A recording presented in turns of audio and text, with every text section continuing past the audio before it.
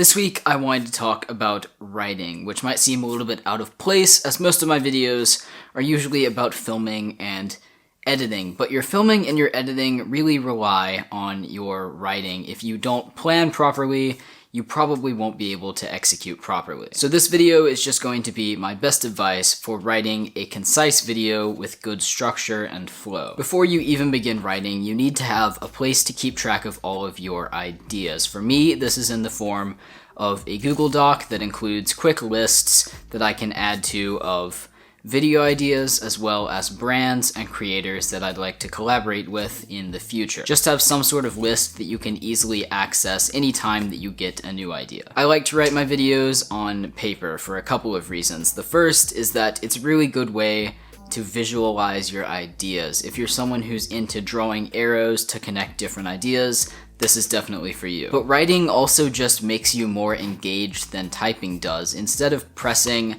a variety of different buttons, you're drawing different shapes and performing a physical action, and that interaction with what you're writing makes you more engaged and results in a better product later. Once I've picked out an idea, I can start writing, and before I even begin writing the actual video, I'll just write down any ideas that I may have for that topic as just bullet points. Just get every single idea that you have spilled out onto that paper and then start organizing. When I'm writing, I like to use an outline format, and that's a format where you indent to elaborate on certain details and topics. So say the first part of this video is about filming, and I want to go on to the first tip about filming, so I indent, and then I want to elaborate a bit on that subtopic that is that first tip, so then I indent again and I can list details about that. Writing in this format is a pretty nice balance between straight up bullet points and a proper paragraph, and it's a really great way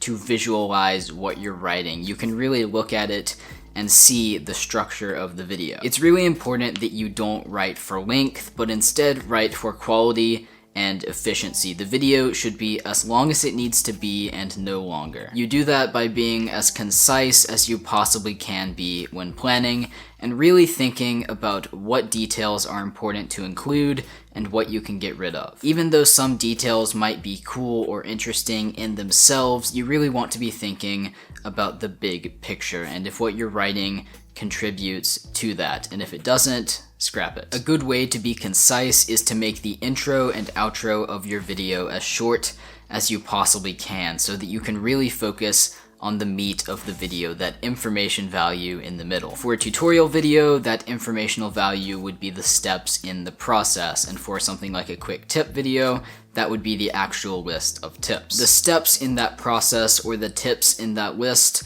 those are your subtopics, and the order that you put them in is really important and is something that you should think about a lot when writing. For example, when I make a tutorial, I try to talk about both filming and editing. So when I'm writing that video, I make sure to talk about all of the filming tips before I talk about editing. That way the structure of the video follows the process of making a film. If you look at this video, I've arranged the different points in it in such a way that it follows my writing process. The order of the topics that you talk about is very important for making the structure understandable for the viewer, but it's also important for keeping the viewer's attention. It's important to grab your viewer's attention early with something interesting at the beginning of the video, but you don't want that attention level to be dropping off throughout the video, and you also want the viewer to be left with something interesting at the end that encourages them to check out your work further. So it's important to work on finding a balance there. When you're thinking about the order of your subtopics, it's also important to have a way to transition between them. For example, the last thing that I was talking about in this video is how to order those subtopics to keep your viewers' attention. And now I'm talking about how to transition between them to keep flow. So on here, those are two completely separate topics, but it's pretty easy for me to transition between them when I'm filming, which makes the video flow a lot better for you. A video with good flow is one that you can watch without getting distracted, and a foolproof way to distract your viewer is to constantly repeat words and phrases. Let's say you're writing a video about f-stop. You want to really limit the amount of times that you say f-stop. Another bad way to get caught up with repetition is to start too many of your sentences the same way, and I am completely guilty of this. If you look back at my recent videos, there's one word that I start too many sentences with.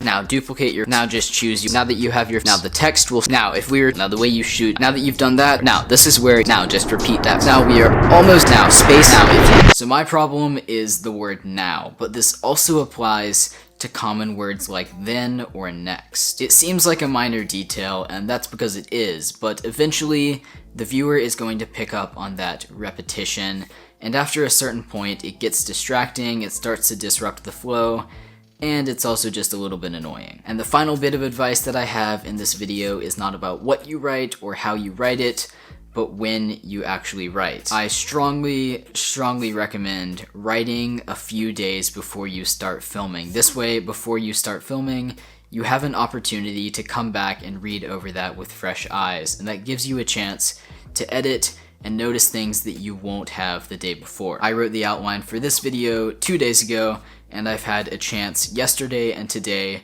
to come back, look over it, and think about what I really want to be including. So this was a somewhat different kind of video for my channel, but I hope you learned something from it, and if you did, do feel free to show your support by leaving a like on the video or even subscribing to my channel. I upload new filmmaking tutorials every single Saturday. Keep creating, and I'll see you in the next one.